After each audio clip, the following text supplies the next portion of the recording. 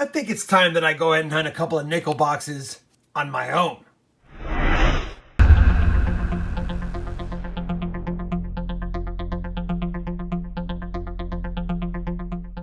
Hey everybody, it's Rob with RobFindsTreasure, and that's right, we're hunting 2 nickel boxes on my own this week. The last couple of weeks I've been doing live streams and some live nickel hunts with some other channels, and that's been a lot of fun, but it's always fun to sit down by yourself, hunt a couple of nickel boxes, looking for that silver, of course, any buffaloes. It's been forever since I found a V nickel. Of course, we can pray and keep our fingers crossed for a shield nickel, because I've had some subscribers lately send me some pics of their awesome finds, and it got me the itch to see if I can score some great nickels in these 2 boxes. Now, I've kept them sealed unlike I normally do, because I've had a pretty good run lately of getting circulated nickels and not uncirculated nickel boxes. I'm hoping I have a video here. I'm hoping we have some circulated nickel to show you, but I figured I would do a live opening anyway, see if we can catch a glimpse of an awesome ender. First box, cracking open. Got a pretty tarnished one there, but I don't see anything that says silver or foreign on the top of that one. Let's go ahead and try box 2. See if there's anything showing itself to us in this one. These things are glued like crazy sometimes, and they can give me some fits, but this one actually did pretty well after a weird start. All right, no buffalo nickel enders, nothing like that. Now, we haven't seen the 100 enders on the other side, 50 in each box, and we don't know what's on the inside. I think what I'll do now is just kick it off. 100 rolls straight. We're gonna do 100 rolls, pray for some goodies, and see what we can score. I'll bring you in on my first find. We're on roll 15, and other than a 1958 and an 09D, we have been struggling for finds. But we got our first 40s nickel of the box, and it is a 1946, minted in Philadelphia, 1 year off silver. Roll 19, another 40s nickel, 1948, out of Philadelphia. Hunting roll 20, and we've got a 1942. Now, 42 is a transition year. Could be silver, could not be. It does have a silver look to it, but you never know till you flip it. And it's not silver, and it's not minted in Denver, so we can't even check for the 42D over horizontal D, because the mint mark would be right adjacent to the Monticello building, and it's not there. So this is a 42 Philadelphia, non-silver nickel. We'll take it, though. Third 40s find, one in the 50s. Roll 32, it's been a light box, but we've got another 40s nickel, and it's a 1941. Pretty toasty, out of Philadelphia. Ironically, in roll 40, we have a 1940, Philadelphia. Roll 45, we've got a 1949, minted in Denver. Will it have a D over S? Some oddities there, but could just be post-mint damage. I'll take a closer look with my loop, and if it's something special, I'll bring you in. Otherwise, I'll get back to the hunt. Well, box 1 was definitely a ho-hum box. Not a very good box whatsoever. 4 in the 50s, 6 in the 40s. The oldest was a 40 from Philadelphia, and none of them are really in good shape. We did find 509s, which for some reason I'm starting to find again, all from Denver. And the best finds of the box to me really were this pretty nice 1960 and this pretty nice 1961, although it has a nice ding between Liberty and the date on the right side of Jefferson's bust. Man, that was a tough hunt. No goodies at all in box 1. Is my good bank finally cooling down? This used to be a very good buffalo bank for me and a silver bank, but it looks like those days might be over. Might be time to go to a new nickel bank, which I've got several of. I just haven't gone to while the getting was good, if you know what I mean.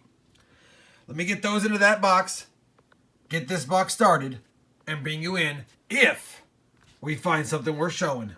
We're on roll 55 of the hunt, or 5 of the second box. We've already found a couple of 53s and 55s in this box, and we're finally going to get a 40s nickel, a 1941, out of Denver. So already 4 finds in the first 5 rolls. Box feels better, but nothing awesome on the board yet. I knew this box felt better. Roll 6, flipping him down, and bingo was his name-o. We've got a buffalo nickel. Now it's facing obverse and I don't see a date. I also don't see a mint mark, and it is variety 2 with the flat mound. So it's going to be a Philadelphia minted buffalo nickel, unless that's something underneath there. We'll just double check. It does have a raised element there, but I think that's just a ding. Yeah, I don't think that's a mint mark. That being said, without a date, you do know we need to nicodate it. I can't stand not knowing the dates of the buffalo nickels I find in my boxes. So let me get some nicodate on it and bring you back in.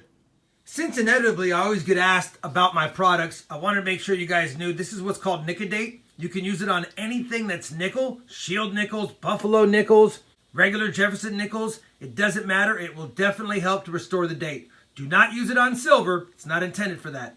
I have a link to this product down below if you want to check it out. I think it's like $8 or $9 for a whole bottle, and I've had this bottle for over a year and hardly used any of it, despite all the applications I've used it on for nickels. Also, as a reminder, I have a link to my cornrow hunting mats down below if you're interested in those. Now let's go see what date that dateless buffalo nickel is. All right, it was a tough one to nicodate, but you can barely make out the date. It's a 1919. I even nicodated the bottom of the back just to make sure. 1919 Philadelphia buffalo nickel. Pretty common. Even in G4 condition, it's only a couple of bucks. This one's worth about 50 cents in this condition now after nicodate. Still, buffalo nickel in the box. Feels like a good box. Hopefully it stays hot. And as always, I'll have a link for those needing nicodate down below in the video description. Roll 59, another 1940 out of Philly. Roll 60, yet another 1949 out of Philly. Roll 62, and we've got a beaver. Canadian nickel, 2008, with the Royal Canadian Mint on the front. First 4 into the 2 boxes. Box is staying hot. But now, can we get some silver? Roll 66, last few coins of the roll. 1941, Philadelphia. Roll number 69 of the hunt, and we've got another 1949. Another 1949 Denver,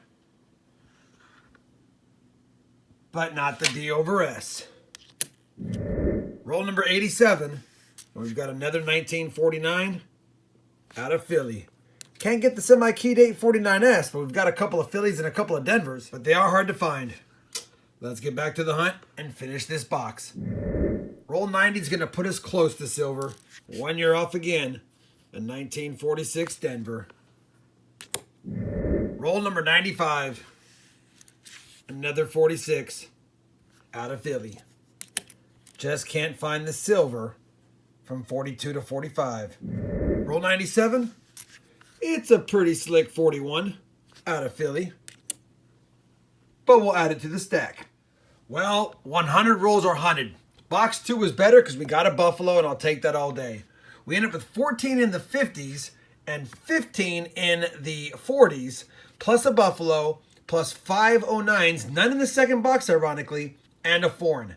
If my math is right, that's 36 finds when we only had 15 after the first box. So 21 finds in that box is good, but I like to see 25 to 30 personally. I also pulled out one more nice 1965. It's a stunner. So we've got 3 nice 60s I can add to my rolls. That being said, I was hoping for a little bit better boxes than that, but then again, you can't get mad at finding a buffalo in the wild. 1919 Philadelphia Mint. We had to nicodate it. It's not a very good year, and it's not a very good condition coin, but always fun to see him to get the heart pumping. Hopefully you enjoyed this 2-box nickel hunt despite no silver and still on the quest for V-nickels. If you did, I'd appreciate a thumbs up. And as always, everyone, happy hunting. And thanks for watching.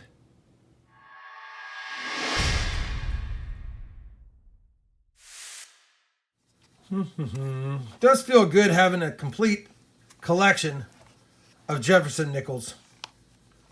Unfortunately, I still don't have a complete collection of buffalo nickels. And that's too bad.